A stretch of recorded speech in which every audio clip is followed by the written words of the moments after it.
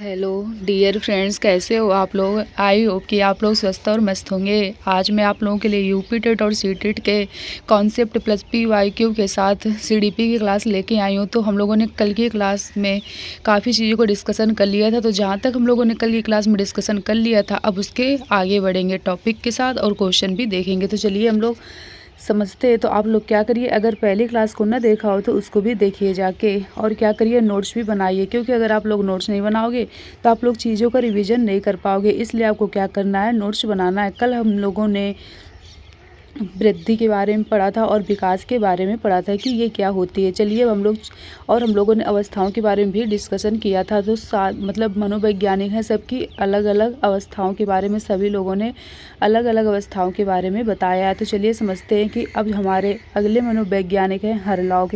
इन्होंने विकास की अवस्थाओं को किस तरीके से बताया है, इसके बारे में हम लोग समझेंगे।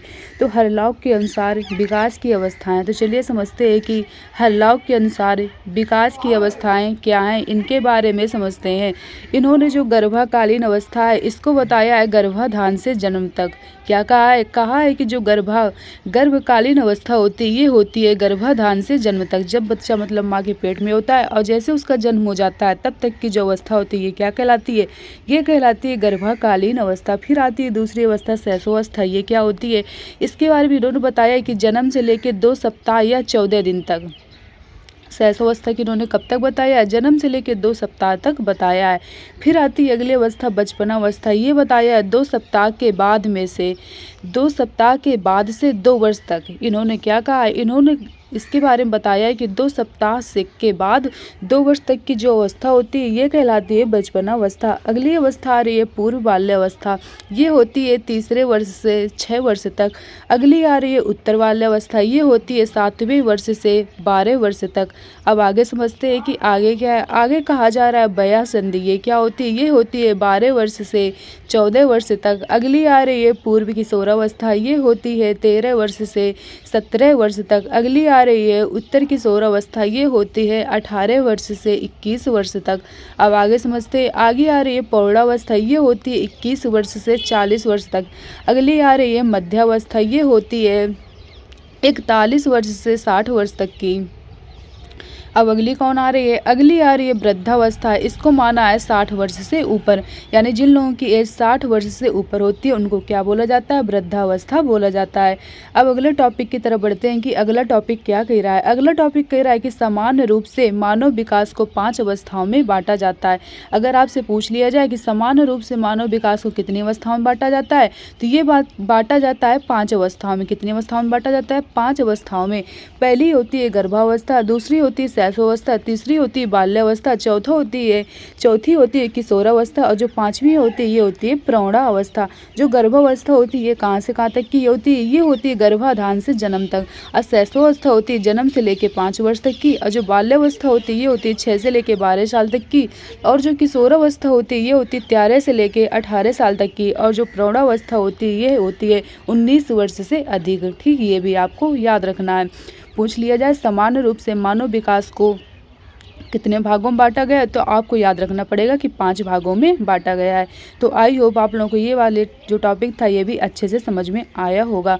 अब हम लोग अगले टॉपिक की तरफ बढ़ते हैं। अगला टॉपिक कह रहा है गर्भावस्था या प्रसव पूर्व अवस्था की विशेषताएं। अब हम लोग गर्भावस्था या प्रसव पूर्व अवस्था की विशेषताओं के बारे में समझेंगे। गर्भावस्था की हम लोग दूसरा नाम क्या होता है, प्रसव पूर्व अवस्था होती है। तो चलिए अब इसकी विशेषताओं के बारे में समझते हैं। तो गर्भावस्था की विशेषताएं क्या होती हैं, तो गर्भावस्था की विशेषताएं, गर्भाधान से जन्म पूर्व तक की जो अवस्था होती है ये हमारी क्या कहलाती है, गर्भावस्था कहलाती है। और जिसकी अवधि होती है वो कितनी होती है, तो ये होती है 40 सप्ताह या 9 महीने 10 दिन तक की होती है। अब इसका जो विकास होता है, इसके विकास के बारे में समझते हैं। शिशु के शरीर में इसका जो विकास होता है कहाँ पे होता है, शिशु के शरीर में होता है।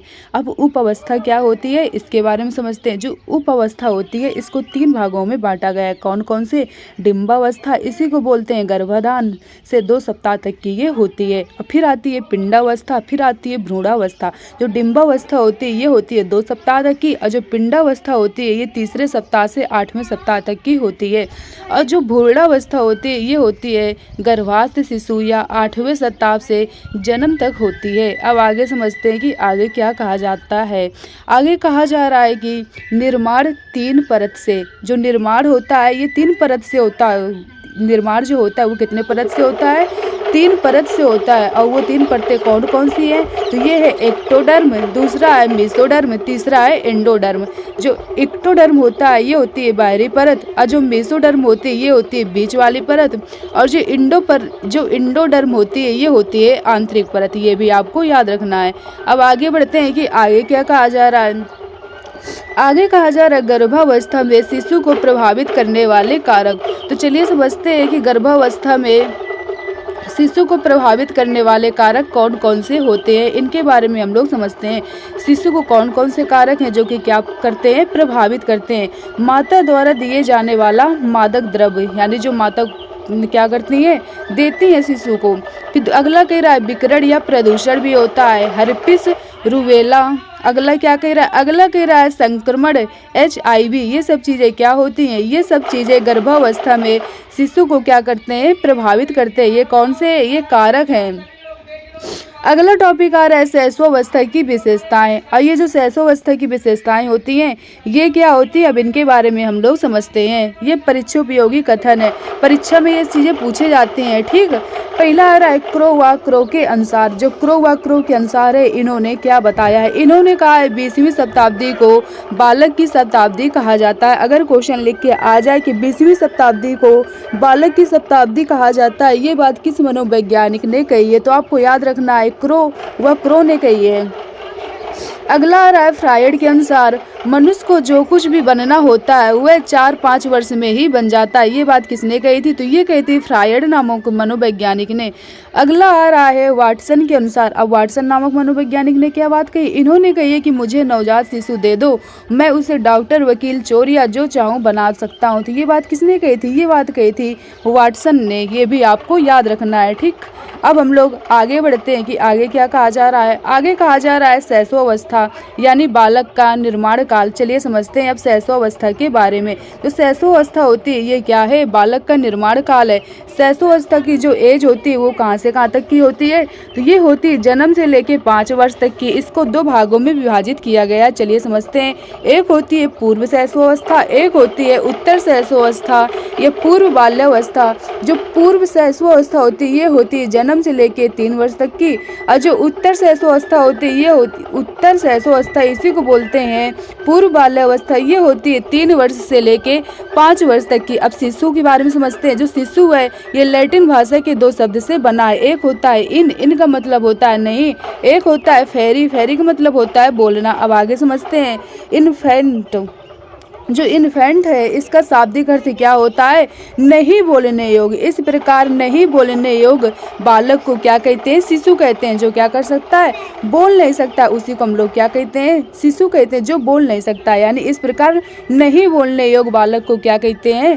शिशु कहते हैं। अब आगे समझते हैं। आगे कह रहा है शैशवावस्था की मुख्य विशेषताएं। तो चलिए समझते हैं जो शैशवावस्था होती है इसकी मुख्य विशेषताएं क्या होती है। इसकी विशेषताओं के बारे में हम लोग समझते हैं।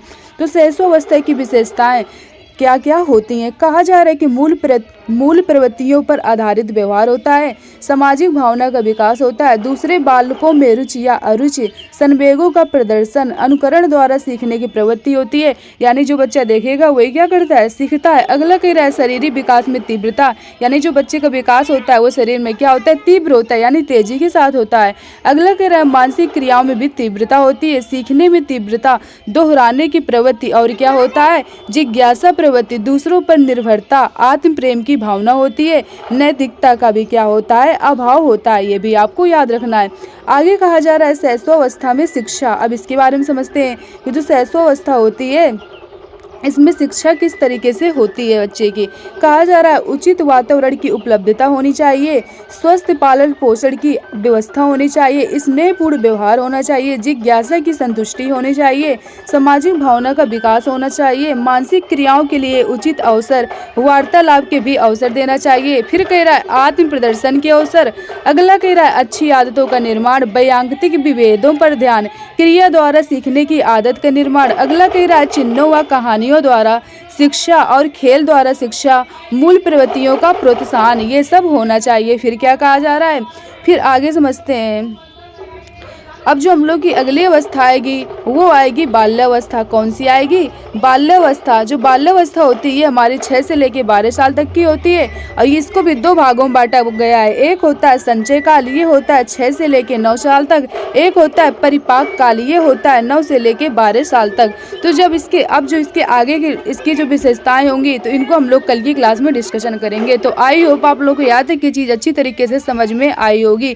तो चलिए फिर आज की क्लास को हम लोग यहीं तक रखते हैं। आप लोग ज़्यादा से ज़्यादा वीडियो दोस्तों तक शेयर करिएगा जिससे कि और दोस्तों की हेल्प हो सके। चैनल को लाइक और सब्सक्राइब करिएगा जिससे आने वाली नोटिफिकेशन आप लोगों को टाइम टू टाइम मिलती रहे। और आप लोग नोट जरूर बनाइएगा, क्योंकि अगर आप लोग नोट बनाओगे तो आप लोग क्या कर पाओगे, रिवीजन कर पाओगे। इसलिए आपको क्या करना है, नोट्स बिल्कुल साथ साथ बनाते चलना है। तो चलिए फिर आज की क्लास को हम लोग यहीं तक रखते हैं। Okay, thank you.